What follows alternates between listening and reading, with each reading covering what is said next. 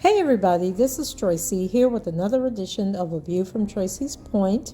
And for those of you who have been following my coverage of the Northern District of Illinois versus Robert Sylvester Kelly, you know that the trial is supposed to start, I believe, Wednesday of this upcoming week. We got a whole bunch of motions that we have got to get into that I haven't covered yet, because these streets were on fire last week with motions going back and forth concerning USA, Angel Kroll, Rashona Landfair, their communications, and just a whole bunch of stuff was going on. It was a lot, okay? But Jennifer Bongine has confirmed that jury selection will start on Monday. And so what may happen, the judge hasn't ruled on any of these motions that have been filed in the past week. And what typically happens is right before jury selection, or even right before the trial, the judge will rule from the bench his decision on the motions. And the fact that he hasn't come out and basically said the tape isn't, going to be valid or anything like that, kind of lets us know that he is going to rule in favor of the prosecution. That's not written in stone, but that's my assessment.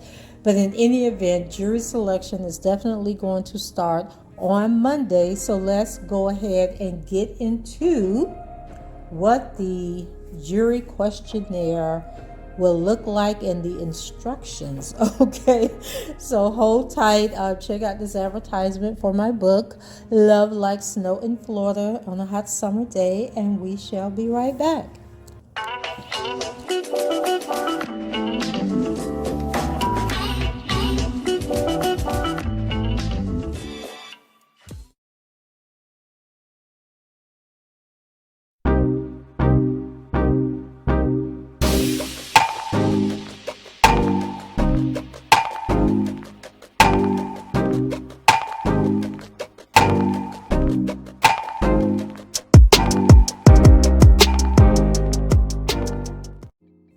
Okay, so this is the government's proposed jury instructions, and I don't recall seeing a response, and I'll have to go through all these documents that I've downloaded, but I don't recall seeing a response from the defense teams in regards to this, and this is a very long document, so it could be buried in here somewhere, but we're just going to go ahead and jump into this. It starts off government's proposed jury instructions.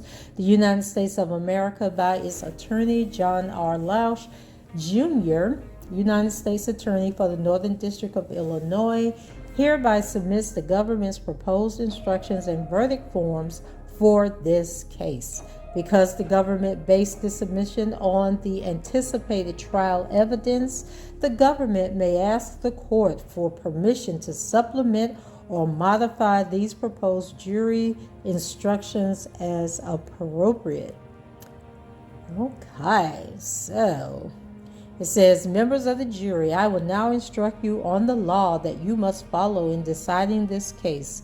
Each of you has a copy of these instructions to use in the jury room. You must follow all of my instructions about the law, even if you disagree with them. This includes the instructions I gave you before the trial, any instructions I gave you during the trial, and the instructions I am giving you now. As jurors, you have two duties. Your first duty is to decide the facts from the evidence that you saw and heard here in court. This is your job, not my job or anyone else's job.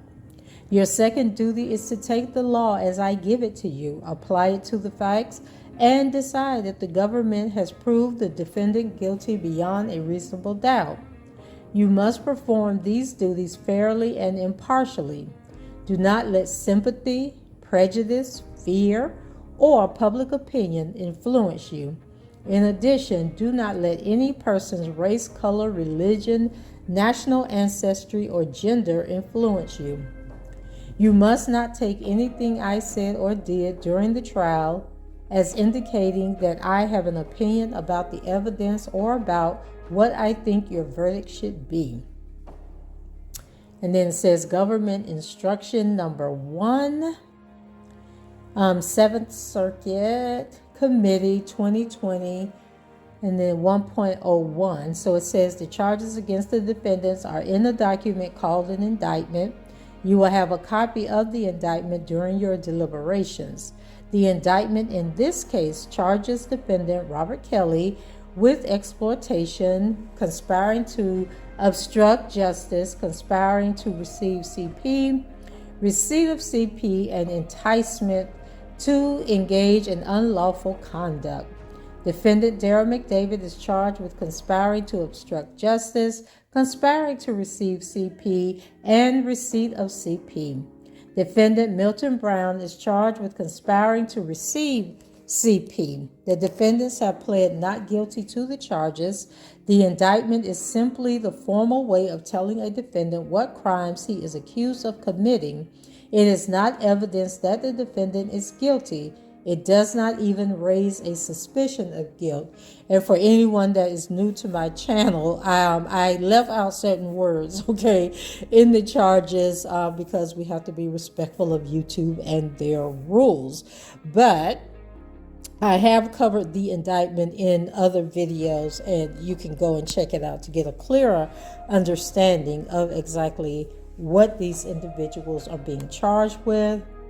And in this case, unlike the Eastern District of New York, where it was just Mr. Kelly on trial, in the Northern District of Illinois, it is Mr. Kelly, his business manager, and another employee of his by the name of Milton June Brown. So it goes on to say, each defendant is presumed innocent of each and every one of these charges. This presumption continues throughout the case, including during your deliberations. It is not overcome unless, from all the evidence in the case, you are convinced beyond a reasonable doubt that the particular defendant you are considering is guilty as charged. The government has the burden of proving each defendant's guilt beyond a reasonable doubt. This burden of proof stays with the government throughout the case. A defendant is never required to prove his innocence. He is not required to produce any evidence at all. But we know with all the fake evidence they are putting up, you better put up some evidence of your own, or they will railroad you right to the nearest correction facility. So government instruction number 3. You must make your decision based only on the evidence that you saw and heard here in court. Do not consider anything you may have seen or heard outside of court, including anything from the newspaper, television, radio, the internet, or any other source. The evidence includes only what the witness said when they were testifying under oath. The exhibits I allowed into evidence and the stipulations that the lawyers agreed to. A stipulation is an agreement that certain facts are true or that a witness would have given certain testimony. Nothing else is evidence. The lawyer's statements and arguments are not evidence. If what a lawyer said is different from the evidence as you remember it, the evidence is what counts. The lawyer's questions and objections likewise are not evidence. A lawyer has a duty to object if the lawyer thinks a question is improper. If I sustained objections to questions the lawyers asked, you must not speculate on what the answers might have been. If during the trial I struck testimony or exhibits from the record or told you to disregard something, you must not consider it. Give the evidence whatever weight you believe it deserves. Use your common sense in weighing the evidence and consider the evidence in light of your own everyday experience. People sometimes look at one fact and conclude from it that another fact exists. This is called an inference. You are allowed to make reasonable inferences so long as they are based on the evidence. You may have heard the terms direct evidence and circumstantial evidence. Direct evidence is evidence that directly proves a fact. Circumstantial evidence is evidence that indirectly proves a fact. You are to consider both direct and circumstantial evidence. The law does not say that one is better than the other. It is up to you to decide how much weight to give to any evidence, whether direct or circumstantial.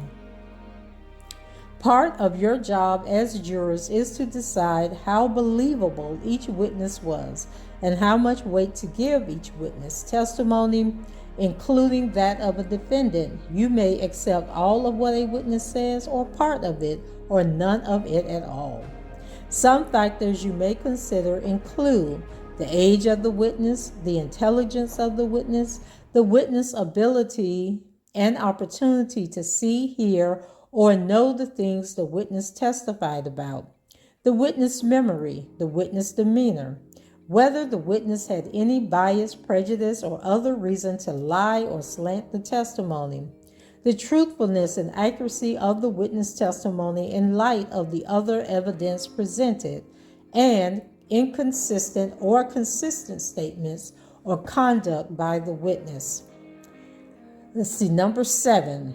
Do not make any decision simply by counting the number of witnesses who testified about a certain point. You may find the testimony of one witness or a few witnesses more persuasive than the testimony of a larger number. You need not accept the testimony of the larger number of witnesses. What is important is how truthful and accurate the witnesses were and how much weight you think their testimony deserves. Number 8. A defendant has an absolute right not to testify or present evidence. You may not consider in any way the fact that a defendant did not testify or present evidence. You should not even discuss it in your deliberations. Number 9. You may consider evidence that the defendant was convicted of a crime only in deciding the believability of his testimony. You may not consider it for any other purpose. The other convictions are not evidence of whether the defendant is guilty of any crime he is charged with in this case. Number 10.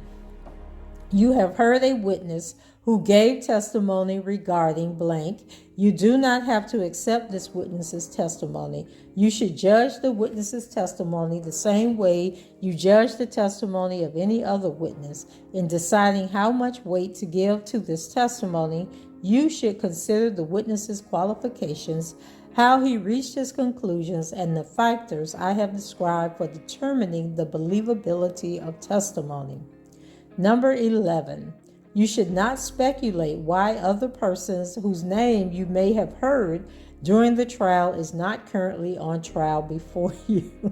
Now that's a real good one because in that Eastern District of New York case, we were wondering why a whole bunch of people wasn't sitting up there on trial as well. But the judge is saying, don't worry about that. Disregard that. That has nothing to do with it.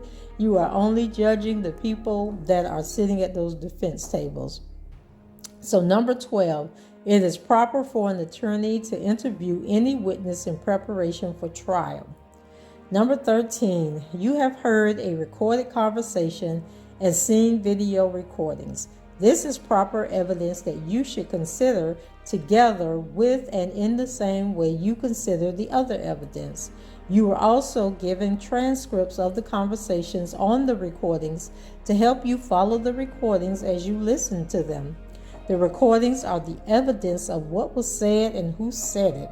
The transcripts are not evidence. If you notice any differences between what you heard in a conversation and what you read in the transcripts, your understanding of the recording is what matters.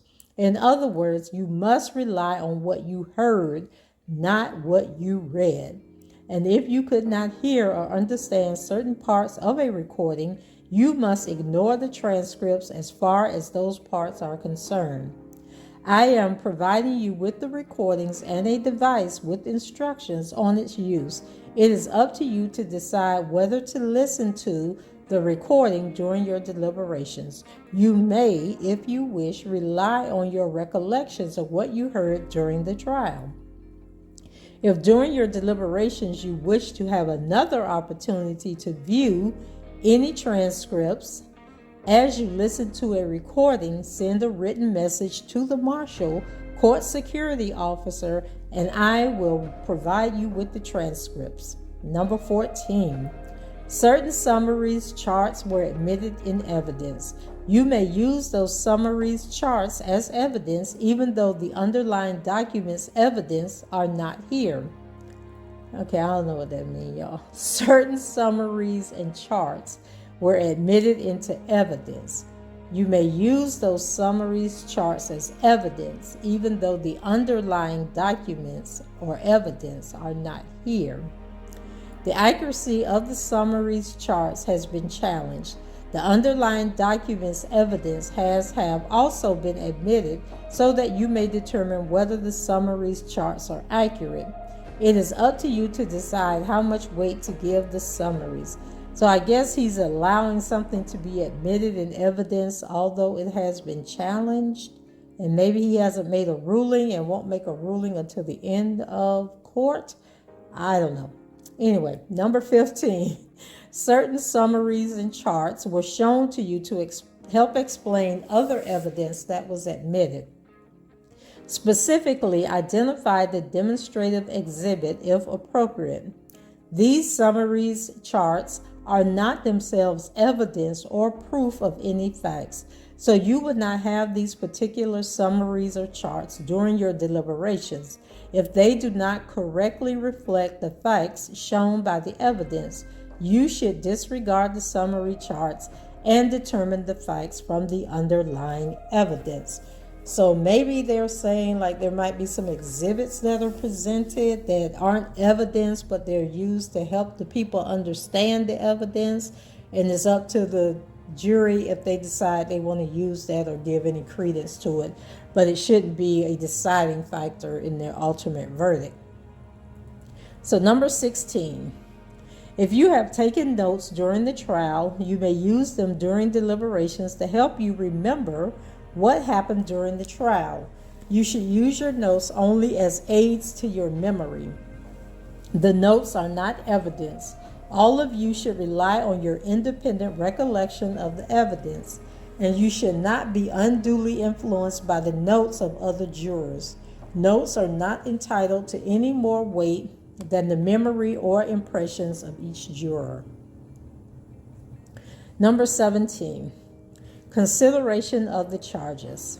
Even though the defendants are being tried together, you must consider each defendant and the evidence concerning that defendant separately.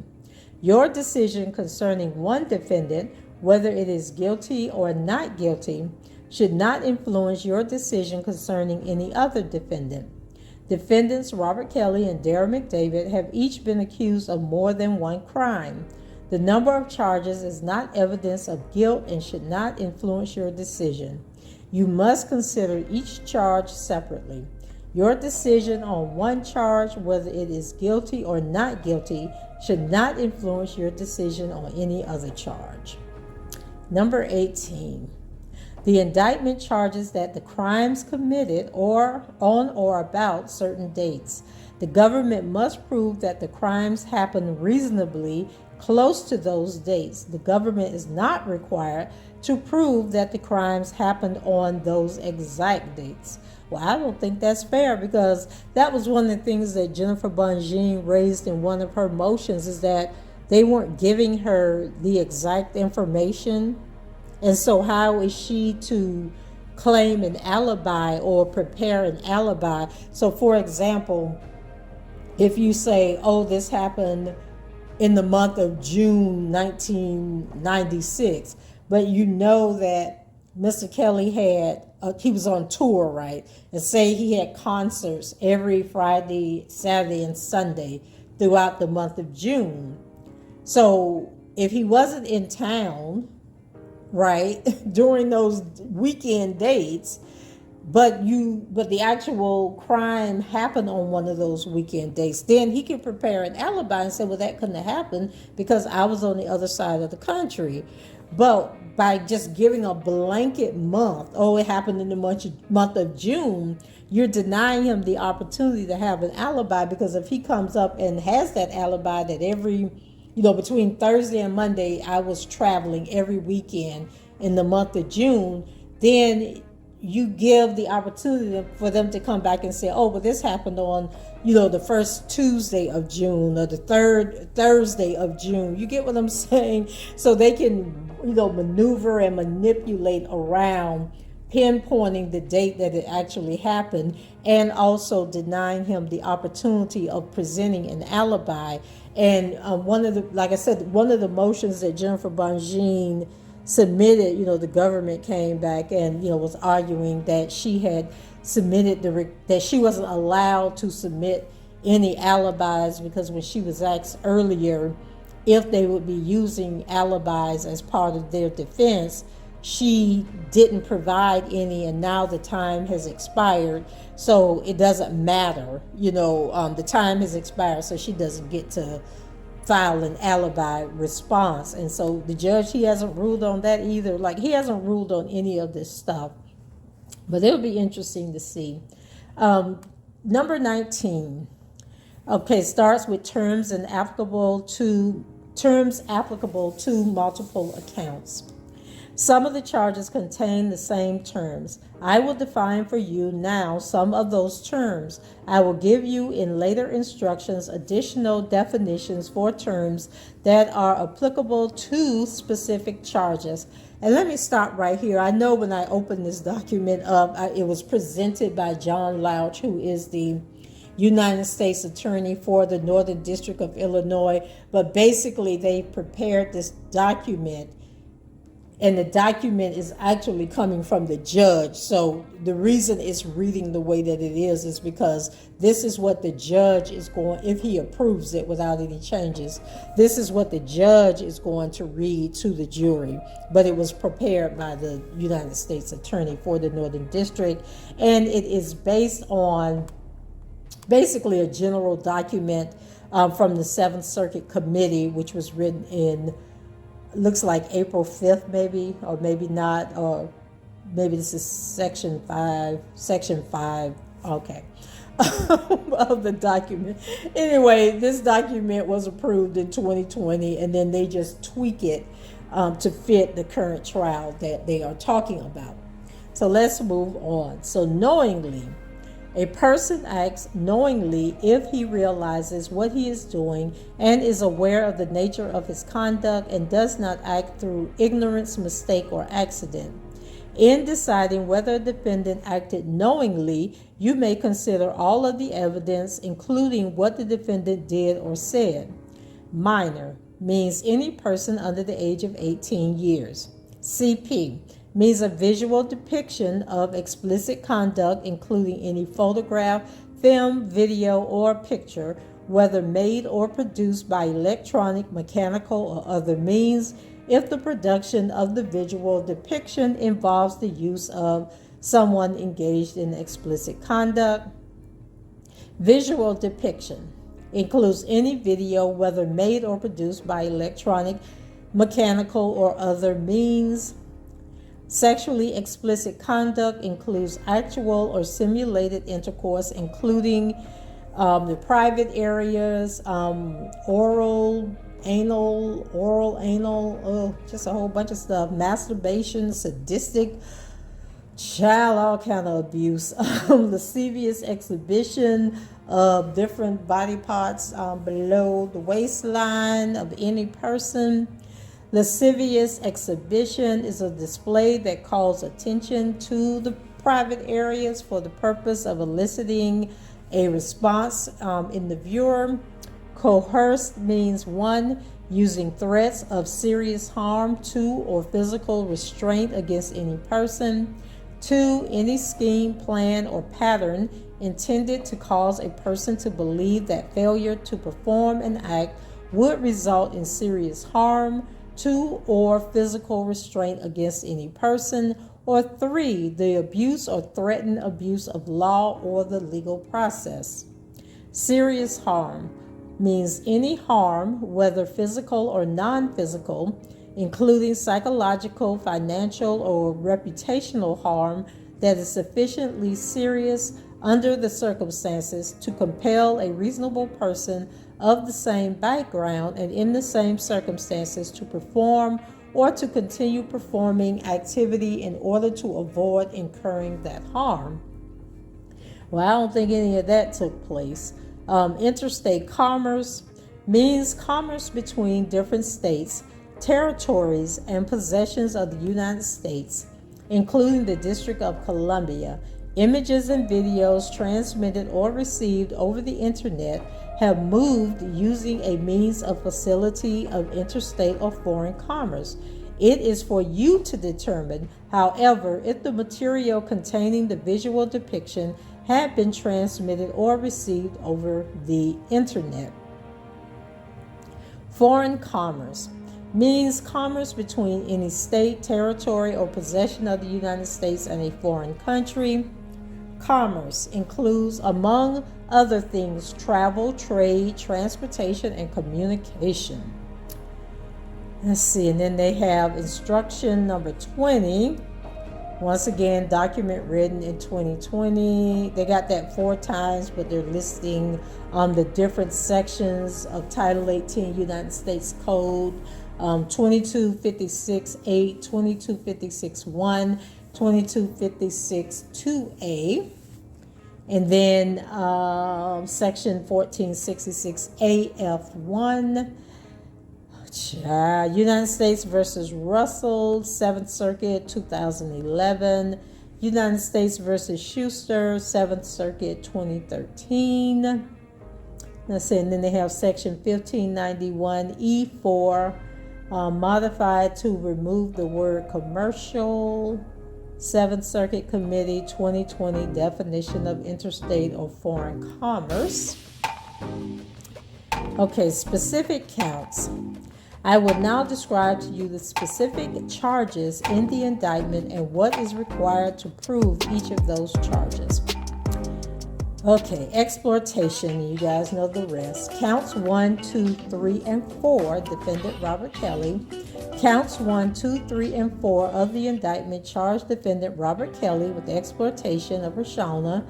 In order for you to find the defendant guilty of this charge, the government must prove each of the following 3 elements beyond a reasonable doubt. 1, at the time, Roshana was under the age of 18 years. 2, the defendant, for the purpose of producing a visual depiction of such conduct, employed, used, persuaded, or coerced Roshana to take part in the conduct in the manner described in the particular count you are considering. And 3, the visual depiction was mailed or actually transported across state lines or in foreign commerce. If you find from your consideration of all the evidence that the government has provided each of these elements beyond a reasonable doubt as to the particular count you are considering, then you should find the defendant guilty of that count. If, on the other hand, you find from your consideration of all the evidence that the government has failed to prove any of these elements beyond a reasonable doubt as to the particular count you are considering, then you should find the defendant not guilty of that count. Now, what is going to be interesting about that count, what you guys will learn when I eventually get to these other motions that were filed last week, and I'm sure some of you have already heard about the motions or saw other videos about the motions, but for those of you who have not, there is arguments up on the defense's part about whether or not the videos that the government intends to show are the actual videos from the 2008 trial, and whether or not they are original videos or videos that have been copied. And so, once again, the judge has not ruled one way or the other, but if it is determined that these are copies of the videos, then they can't prove that last count because those aren't the videos, right? That isn't the actual video that was used. So then you can't say that he transmitted or, traveled or, whatever, that he did anything with those videos if it's not the original video, because he never had possession of the videos that they are going to try and produce into evidence. So it would be interesting to see how that works out. So then, instruction number 21, conspiracy counts, general instructions. Counts 5 and 6 of the indictment charge certain defendants with the offense of conspiracy. The following general instructions about conspiracy are applicable to both conspiracy counts. A conspiracy is an express or implied agreement between two or more persons to commit a crime. A conspiracy may be proven even if its goal was not accomplished. In deciding whether the charged conspiracy existed, you may consider all of the circumstances, including the words and acts of each of the alleged participants. Number 22. To be a member of a conspiracy, a defendant does not need to join it at the beginning, and he does not need to know all of the other members or all of the means by which the illegal goals of the conspiracy were to be accomplished. The government must prove beyond a reasonable doubt that the defendant you are considering was aware of the illegal goals of the conspiracy and knowingly joined the conspiracy. A defendant is not a member of a conspiracy just because he knew and or associated with people who were involved in a conspiracy, knew there was a conspiracy, or was present during conspiratorial discussions. In deciding whether a defendant joined the charged conspiracy, you must base your decision only on what that defendant did or said. To determine what that defendant did or said, you must consider that defendant's own words or acts. You may also use the words or acts of other persons to help you decide what the defendant did or said. Now that's going to be interesting as well because that involves Daryl McDavid, June Brown, and Mr. Kelly. But did Mr. Kelly know about the conspiracy? Did he participate in the conspiracy? Did he know that hundreds of thousands of dollars were being withdrawn from his bank account to pay the co-conspirators for their part in the conspiracy? That is what that count is going to come down to for him. So, instruction number 23. The government need not prove that a defendant was aware of or played a role in every act of the conspiracy, or that the defendant knew every member of the conspiracy. Instead, the evidence need only show that the defendant was aware of the aim of the conspiracy and made a knowing decision to join it. Okay, number 24, and then they cite some cases here. United States versus Hidalgo Sanchez. That was a case from this year. Okay, and then we have Salinas versus United States, and that was a case from 1997. United States versus Soto Piedra, 7th Circuit in 2008. United States versus Durham, 7th Circuit, 2005. So let me look up this case that was from 2022 and see what it was all about. Hold on a second. Okay, this is a drug trafficking case, which is, I believe it is in appeals. It says that Pablo Hidalgo Sanchez and Luis F. Gomez, among others, were indicted for their roles in a drug distribution conspiracy operating in Milwaukee, Wisconsin. Each was convicted by a jury and now appeals. And then the Hidalgo Sanchez challenges the sufficiency of the evidence against him, the propriety of venue in the Eastern District of Wisconsin, and the failure of the judge to give a limiting instruction to the jury, but we find no reversible error. Among these issues, Gomez challenges the government abuse of bolstering testimony. We agree that the government's use of such testimony constituted error, but ultimately concluded that the error does not warrant reversal. Therefore, we affirm both convictions. So this was a case that was heard in the appeals court. And let me see what they are citing. Does it say, of course the citations are omitted. So they ain't gonna tell us where to go to find whatever it is that they talk about. But let's see if it's further along in this document. Do they notate what it is they're talking about? So conspiracy to obstruct justice, count 5. Count 5 of the indictment charges defendants Robert Kelly and Darrell McDavid with conspiracy to obstruct justice. In order for you to find the defendant guilty of this charge, the government must prove each of the following 3 elements beyond a reasonable doubt. 1. The conspiracy as charged in count 5 existed. 2. The defendant knowingly became a member of the conspiracy with an intent to advance the conspiracy. And 3. One of the conspirators committed an overt act in an effort to advance the goals of the conspiracy. An overt act is any act done to carry out the goals of the conspiracy. The government is not required to prove all of the overt acts charged in the indictment. The overt act may itself be a lawful act. Oh my God, they're going to get you coming and going. It don't matter what you do. They're going to figure out a way to make it rule in their favor.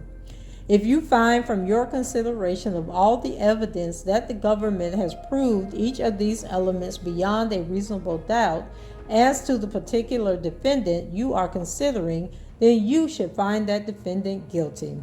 If, on the other hand, you find from your consideration of all the evidence that the government has failed to prove any of these elements beyond a reasonable doubt as to a particular defendant you are considering, then you should find that defendant not guilty.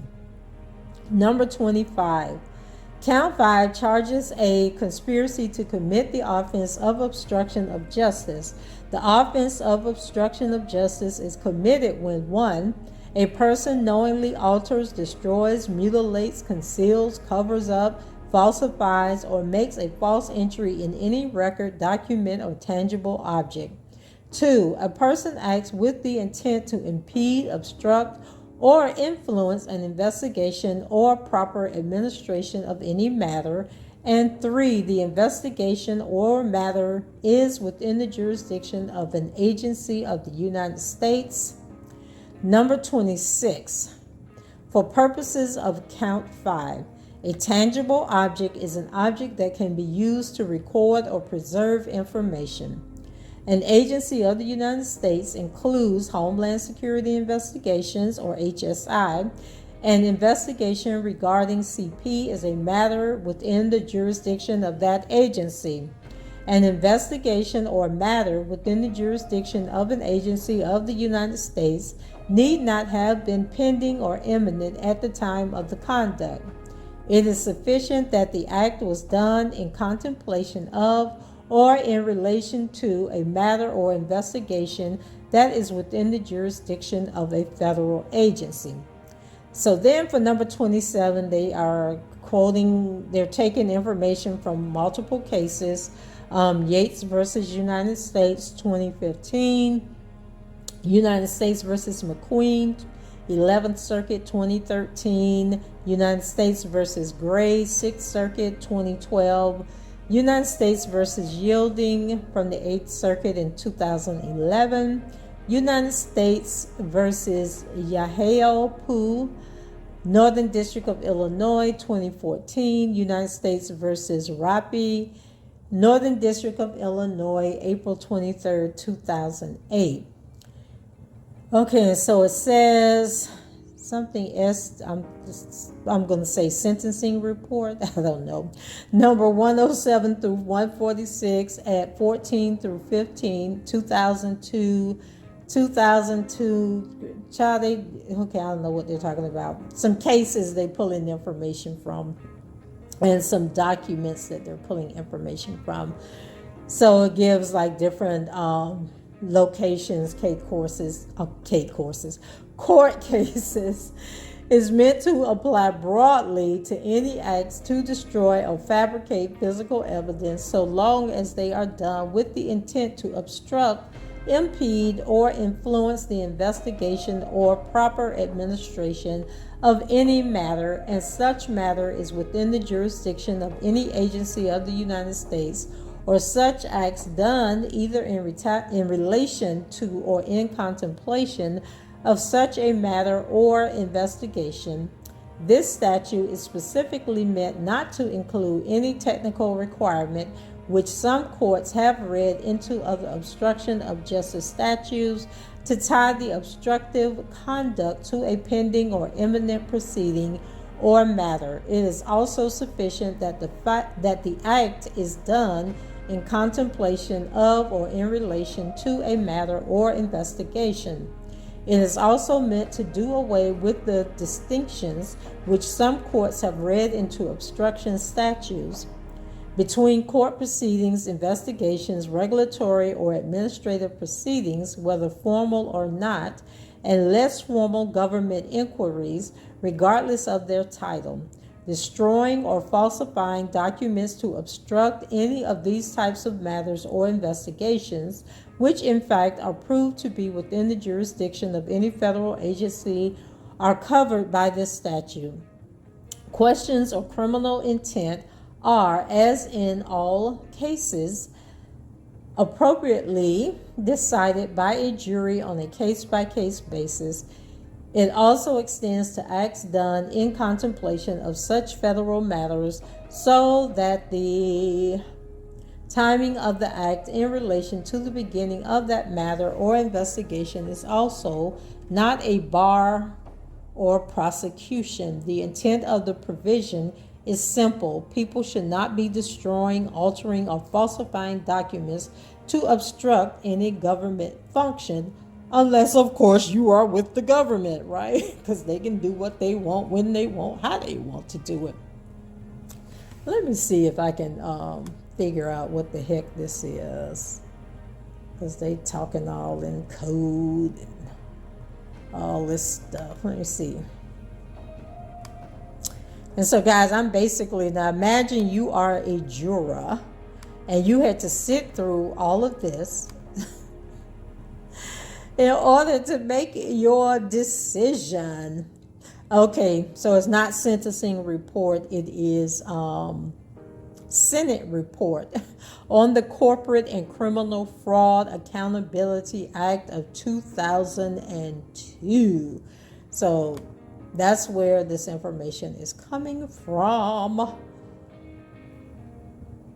And it's a pretty long document, but basically, now it says the Committee on the Judiciary, to which referred this bill to provide for criminal prosecution of persons who alter or destroy evidence in certain federal investigations or defraud investors of publicly traded securities, to disallow debts incurred in violation of security fraud laws from being discharged in bankruptcy, to protect whistleblowers against retaliation by their employers, and for other purposes, having considered the same, reports favorably thereon with an amendment in the nature of substitute, and recommends that the bill as amended do pass. So they are basically taking a statute that was written for people, whistleblowers like in accounting firms and, with stocks and, these big corporations that destroy evidence when they know that they are about to be indicted. And they are basically going to apply that to this case, I guess, saying that whoever was trying to buy that tape back and destroy the tape, that this law applies to that, even though, the Enron. It wasn't an Enron, the big accounting scandal that happened some time ago. But anyway, that's basically what they're doing here. That's what they're talking about here in what I just read to you guys. They just change the rules as they go, right? To make it fit. Okay, let's see. Let's go down here. So it says, count 5 of the indictment alleges that the conspiracy to obstruct justice began in approximately 2000 and continued through February 13, 2020. Lord, no, these people didn't bring it all the way up to 2020. Wasn't February 13th the day they went into that storage unit? Okay. So in evaluating the evidence with respect to count 5, you may consider evidence of conduct and events prior to July 11th, 2014. However, in order for you to find a defendant guilty of count 5, you must find beyond a reasonable doubt that the defendant was a member of the charged conspiracy and that on or after July 11, 2014, on or after 2014, 1, the charged conspiracy existed or continued to exist, and 2, a co-conspirator committed at least one overt act in furtherance of the conspiracy. So it's July 11, 2014. Was that the last day that Rashona called him and asked him for $1,100 to pay her rent, or 15, however much money it was? She needed some rent money, and he, was a nice guy and paid her the rent. So is that what they're trying to make part of the conspiracy? The fact that she was calling him. Now, he wasn't calling her saying, girl, come get this $1,100 or how much money it was. Come get this money that you've been extorting me for, every other month or 2 times a year to keep this hush. Or was that the day that he gave her the money to buy the old truck, the SUV? Remember, somebody had gave her the money to buy the SUV. Wasn't even a new SUV. And I'm thinking, if I'm the jury and I'm sitting there hearing about random payments of $1,150 or 50, however much it wasn't enough, okay, for me to be sitting up here talking about a dang on conspiracy. So if I'm on the jury and I'm hearing that all of this stuff allegedly happened between 1996 and 2000, and I thought the tape was found in 2002. But anyway, so between, just say 1996 and 2008 when the trial happened. So between 2008 and whenever she went on about her business, all this man has given was a few payments of $1,100. He gave her the money, the down payment on some raggedy used GMC truck, and whatever else that didn't amount to a bunch of nothing.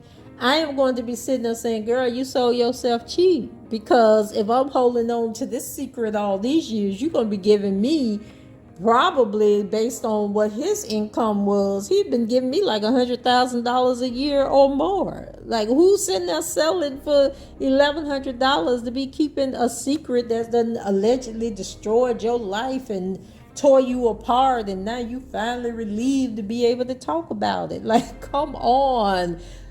Use your common sense. Ain't that what he said on the Gayle King interview? Use your common sense, people. Hopefully they'll get some jurors up there that's going to use their common sense and be like, girl, you sold yourself real cheap. So then they go down to number 28. And let's see, we have another case, United States versus Couch, which was from the 7th Circuit in 1994. Defendant did not violate ex post facto clause despite fact that some drug, child I ain't never heard of, methcathinone, did not appear as Schedule 1 controlled substance until 8 days after date indictment charged was the beginning of the conspiracy to manufacture the drug. United States versus Marcus, which was a case heard in 2010. United States versus Monaco, 2nd Circuit, 1999, which stated that a conviction for a continuing offense straddling enactment of a statute will not run afoul of the ex post facto clause unless it was possible for the jury to convict exclusively on pre-enactment conduct. So this is where they start twisting and turning stuff, because they know they don't have enough evidence to get a conviction. So then they'll start throwing in all this other stuff to create exceptions where the jury can ignore their common sense and then apply these other rules to say, oh, okay, well, yeah, I guess we can find them guilty, even though this doesn't make a lick of sense in my mind. So this is where these rules are coming into play. So then it goes on, United States versus Munoz Franco, First Circuit, 2007. United States versus Todd, which was in the Fifth Circuit, 1984. We have held that where a crime is still being carried on and continued after the date when the act becomes effective, a statute imposing a greater penalty for conspiracy does not violate the constitutional prohibition of ex post facto laws. And then, let's see, Title 18 United States Code Section 3282A, the statute of limitations for a violation is 5 years. And so I guess they're looking at July 2014, which they're saying was the last act. And then they filed their indictment in July of 2019. So I guess they beat the 5-year statute of limitations with little room to spare. So it says, you have heard testimony that defendant Robert Kelly was charged in state court with CP offenses relating to a video with Rashona. He also was acquitted of these charges after a state court trial.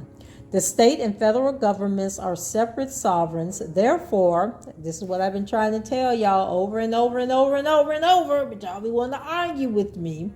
The state and federal governments are separate sovereigns. Therefore, the double jeopardy clause of the United States Constitution does not prevent the state and federal governments from prosecuting the same defendant on related charges. There is no prohibition against the federal government's prosecution of Robert Kelly in this case. And that alone should make the jurors say not guilty, because, oh, you couldn't get him in the state court, so then you wait all these doggone years to try and get him in federal court. Like, we're not playing these games with y'all. So you may consider the fact that Robert Kelly was charged and acquitted in state court only in deciding, 1, whether the charged conspiracy to obstruct justice existed, and 2, if you find the conspiracy existed, whether Robert Kelly and or Darrell McDavid knew about the conspiracy and participated in it. You may not consider this evidence for any other purpose. The fact that Robert Kelly was charged and acquitted of related charges in state court is not evidence of any defendant's guilt or innocence of the charges in this case. But you're going to put the information out there. I don't know. I just feel like if I'm on the jury, I'm going to be saying, oh, I don't care whether these are two separate sovereignties. This is double jeopardy. And I wouldn't want to be found not guilty. And then 12 years later, you're trying me again, or 14 years later, you're trying me again on the exact same charge because you couldn't get me back then. Like, I wouldn't want to be treated that way. And so I'm not going to treat somebody else that way. So then we go on to number 29. Oh, and then to back that up, they're basically saying in this, so they're trying to say that the reason he was found not guilty in 2008 was because this conspiracy was underway where they were trying to buy back these tapes and all this other crap. And therefore, they should consider that separate from the fact that he was found not guilty because he wasn't charged with conspiracy, I guess, in that case.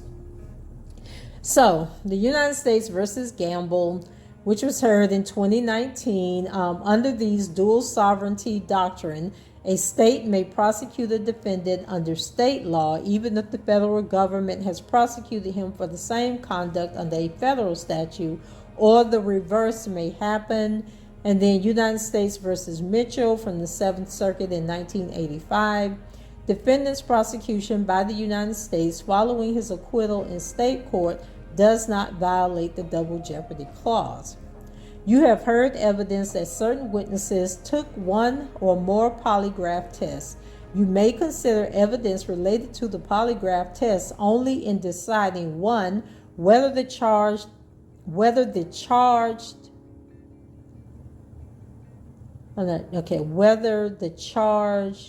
maybe that A shouldn't be there, conspiracy to obstruct justice existed, and two, if you find the conspiracy existed, whether Robert Kelly and or Darren McDavid knew about the conspiracy and participated in it.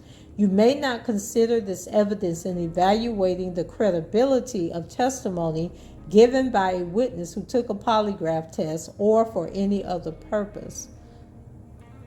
Okay, I don't know why you wouldn't use it to judge their, because if you're giving me the results of a polygraph test and the polygraph test says that they passed the polygraph test, isn't that going to make me think that they were telling the truth? Okay, anyway. Number 3, United States versus Schaefer.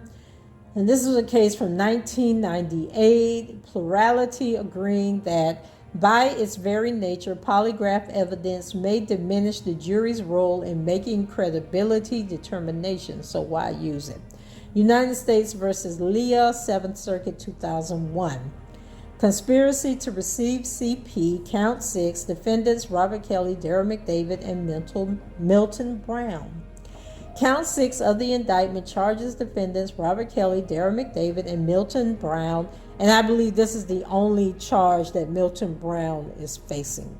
So with conspiracy to receive CP, in order for you to find the defendant guilty of this charge, the government must prove each of the following elements beyond a reasonable doubt.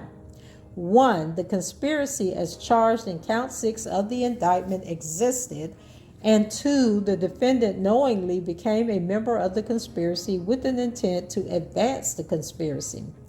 If you find from your consideration of all the evidence that the government has proved each of these elements beyond a reasonable doubt as to the particular defendant you are considering, then you should find the defendant guilty.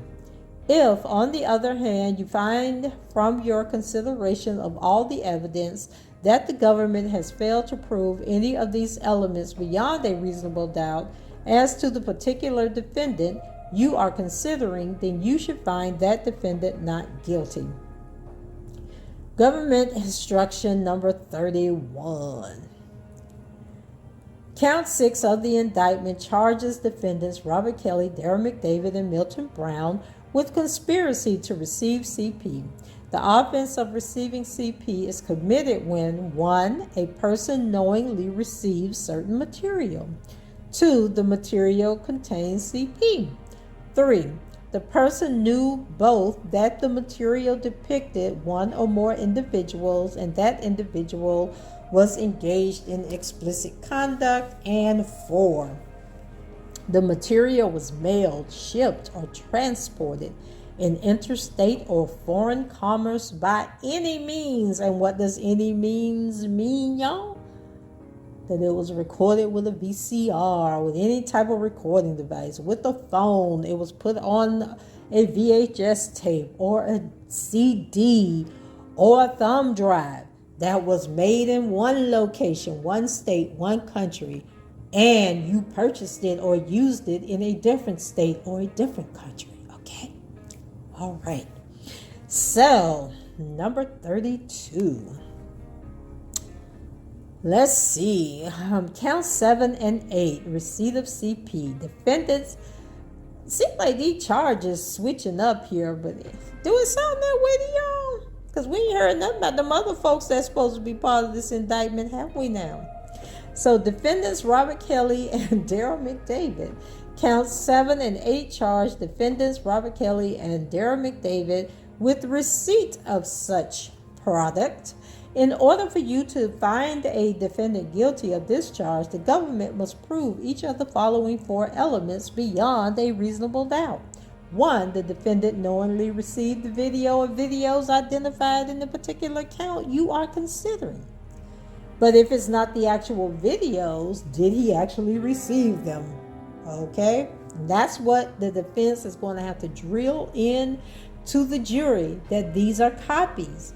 These are not the actual videos. So how can you find him guilty of receiving the video or videos when the government is giving you copies? That's what they're going to have to drill in.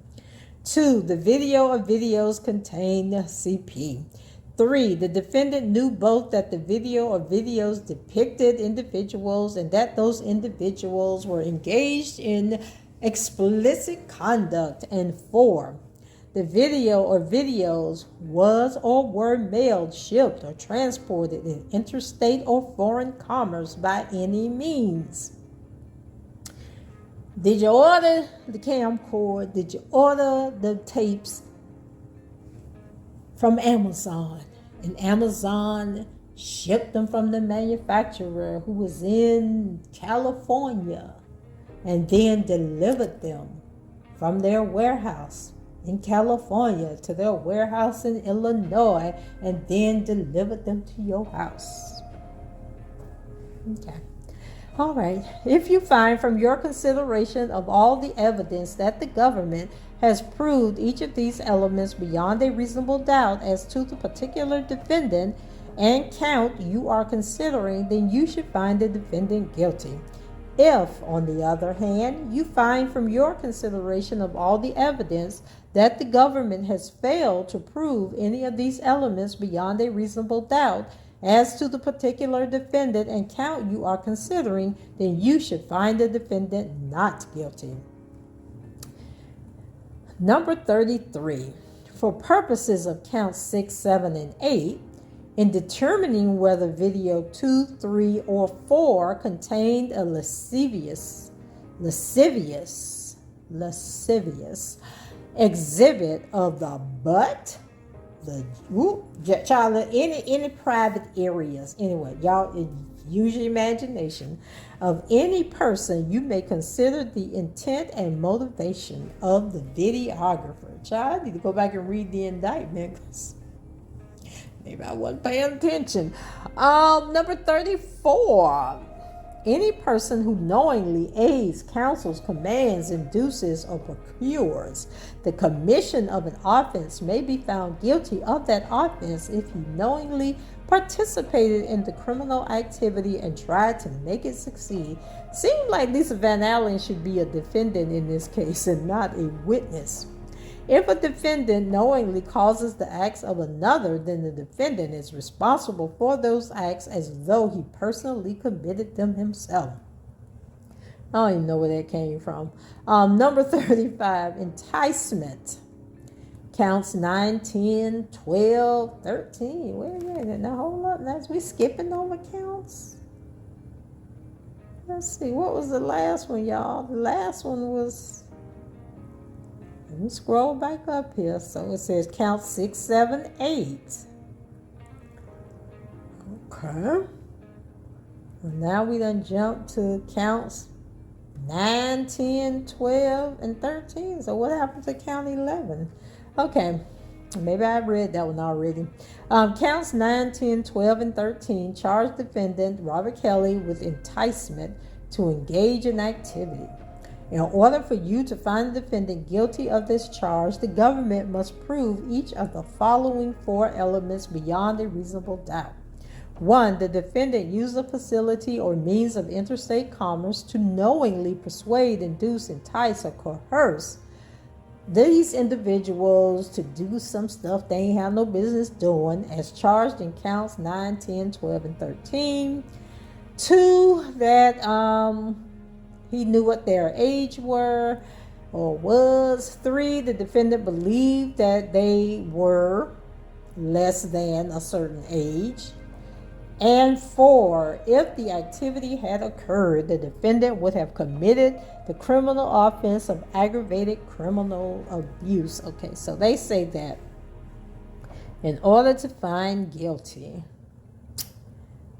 of this charge, the government must prove each of the following 4 elements. So I think that number 3, how are they going to prove that he believed that they were a certain age? Okay, well, I guess if he knew Rishona, okay, so I don't know, she was the goddaughter, I don't know. So if you find from your consideration of all the evidence that the government has proved each of these elements beyond a reasonable doubt as to the particular count you are considering, then you should find the defendant guilty of that count. If, on the other hand, you find from your consideration of the evidence that the government has failed to prove any of these elements beyond a reasonable doubt as to the particular count you are considering, then you should find the defendant not guilty on that count. Number 36. For purposes of counts 9, 10, 12, and 13, we done skipped over 11 once again. A person commits aggravated criminal abuse if that person commits an act. Okay. Child, we ain't reading all these ages and different stuff they got thrown in here. Is at least 5 years older than the victim. Okay. Let's see. With a person at least. Okay, but under, and the person is at least 5 years older. Okay, so this conduct is defined as any intentional or knowing touching or fondling of the victim or the accused, either directly or through clothing of the okay, or any transfer or transmission of that white stuff by the accused upon any part of the clothed or unclothed body of the individual for the purpose of gratification or arousal. Ooh, child, they just getting indecent in these jury instructions. Okay, so instruction number 37. Okay, here's count 11, because I'm just like, y'all can't count. So this is enticement. This is from Mr. Kelly. It says count 11 charges the defendant Robert Kelly with enticement to gauge an activity. In order for you to find the defendant guilty of this charge, the government must prove each of the following 4 elements beyond a reasonable doubt. 1, the defendant used a facility or means of interstate commerce to knowingly persuade, induce, entice, or coerce a minor to engage in this activity as charged in count 11. And that would basically be a telephone, internet, and even the mail. If he sent the invitation and said, come on over, baby. Yeah. 2, the person was less than 18. 3, the defendant believed that the person was less than 18. 4, the activity had occurred, the defendant would have committed the criminal offense of exploitation. If you find from your consideration of all the evidence that the government has proved each of these elements beyond a reasonable doubt, then you should find the defendant guilty. If, on the other hand, you find from your consideration of all the evidence that the government has failed to prove any of these elements beyond a reasonable doubt, then you should find the defendant not guilty. And I still say that all of that is going to hinge upon them being able to prove or put enough doubt in the juror's mind that these hookers were saying that they were older than what they actually were. So number 38, for purposes of count 11, this one is about, for the purpose of producing a visual depiction of conduct which knowledge of reason to know that such depiction will be transported in interstate or foreign commerce. Number 39, the consent or voluntary participation of an individual is not of a certain. We know what we're talking about in this case, right? Who these individuals are and why they're in this case. So the voluntary participation is not a defense to the charges stated in counts 9, 10, 11, 12, and 13, and has no relevance to the defendant's guilt or innocence of the charges. Then number 40 has a bunch of cases. United States versus Rogers versus Key versus Street versus Rapplinger versus Dye. And these were cases from the 7th Circuit, 2009, 2018, 8th Circuit, 2008, 2009, and the 3rd Circuit, October 22nd, 2010. Deliberations. In deciding your verdict, you should not consider the possible punishment for the defendant on trial. If you decide that the government has proved a defendant guilty beyond a reasonable doubt, then it will be my job to decide on the appropriate punishment. Number 41. Once you are all in the jury room, the first thing you should do is choose a foreperson. The foreperson should see to it that your discussions are carried on in an organized way and that everyone has a fair chance to be heard. You may discuss the case only when all jurors are present. Once you start deliberating, do not communicate about the case or your deliberations with anyone except other members of the jury. You may not communicate with others about the case or your deliberations by any means. This includes oral or written communication, as well as any electronic method of communication, such as telephone, cell phone, smartphone, iPhone, BlackBerry, computer, text messaging, instant messaging, the internet, chat rooms, blogs, websites, or services like Facebook, MySpace, LinkedIn, YouTube, Twitter, Google+, Instagram, or Snapchat, or any other method of communication. Yes, I'm getting tired, guys. I'm getting goofy. So if you need to communicate with me while you are deliberating, send a note through the court security officer. Good old pen and paper. The note should be signed by the foreperson or by one or more members of the jury. To have a complete record of this trial, it is important that you do not communicate with me except by a written note. I may have to talk to the lawyers about your message, so it may take me some time to get back to you. Yes, y'all, he is slow because we still waiting on a word from the judge on all the motions that's been filed. You may continue your deliberations while you wait for my answer. Please be advised that transcripts of trial testimony are not available to you. You must rely on your collective memory of the testimony. If you send me a message, do not include the breakdown of any votes you may have conducted. In other words, do not tell me that you are split 6-6 or 8-4 or whatever your vote happens to be. Number 42, a verdict form has been prepared for you. You will take this form with you to the jury room. Read the verdict form. When you have reached unanimous agreement, your foreperson will fill in date and sign the verdict form. Each of you will sign it. Advise the court security officer once you have reached a verdict. When you come back to the courtroom, I, the clerk, will read the verdict aloud. Number 43. That's why I done read number 43 about 4 times. The verdict must represent the considered judgment of each juror. Your verdict, whether it is guilty or not guilty, must be unanimous. You should make every reasonable effort to reach a verdict. In doing so, you should consult with each other, express your own views, and listen to your fellow jurors' opinions. Discuss your differences with an open mind.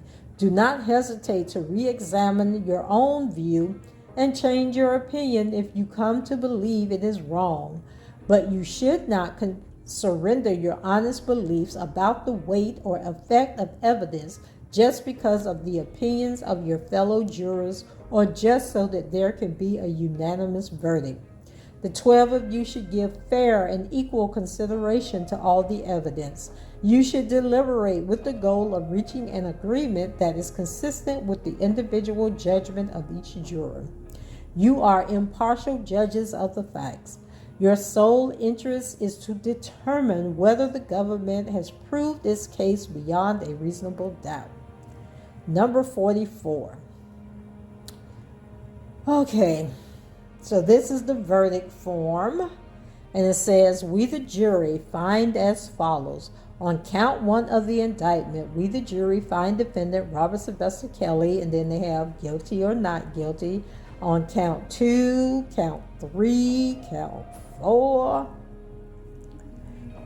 count 5, count 6, count 7, count 8, count 9, and then it names, oh, let me go back up here. Okay, so all the way through count 7, count 8, it says on count whatever number it is of the indictment, we, the jury, find defendant Robert Sylvester Kelly, then the option is guilty, not guilty. Then it says on count 9 of the indictment, and then it lists Rishona's name, we, the jury, find defendant Robert Sylvester Kelly guilty, not guilty. And then on, now this is interesting, on count 10 of the indictment, it says Mya. Who is Mya? And then on count 11, I don't think they meant to put these names out here. Who is Mya, y'all? Because we already know that number 4 was Tracy Sampson, and they got Tracy on here clear as day, and that's not to be confused with your girl here, Tracy. There's a whole nother Tracy, okay? And then on count 12, it says Pinky. Who is Pinky? And then, child, on number 6, Brittany. Okay. And then they presiding juror, and they sign off, and then we're going down here. We got verdict form for Daryl McDavid. Then the 3 things he's charged with, the same thing where they sign off. And then they have Milton Brown, and then he was only charged with 1 thing, and they have a jury form for him. Guys, did they mean to put them names? Did they mean to put Mya and Pinky and Pinky? Who was that? What did I say? Mya, Pinky. We already knew Tracy. Now, interestingly enough, now this is the funny part about this. So they put these names on. Brittany was the other name. How about for Rishona, they got Jane? Now I know doggone well Rishona, they finna bring her butt up on that witness stand, talk about no Jane Doe. Like Azrael, like, girl, everybody know who you are. We know who you are. The world knows who you are. The world has seen your pictures. All that good stuff. You've been to the baby shower. You sending pregnancy pictures out. Everybody know who you are, girl. But she gonna pull a Azrael, talk about some doggone Jane. I hate these people. And I don't mean that like hate, like wish harm to them, but hate them in the terms of y'all getting on my nerves with this stupid stuff.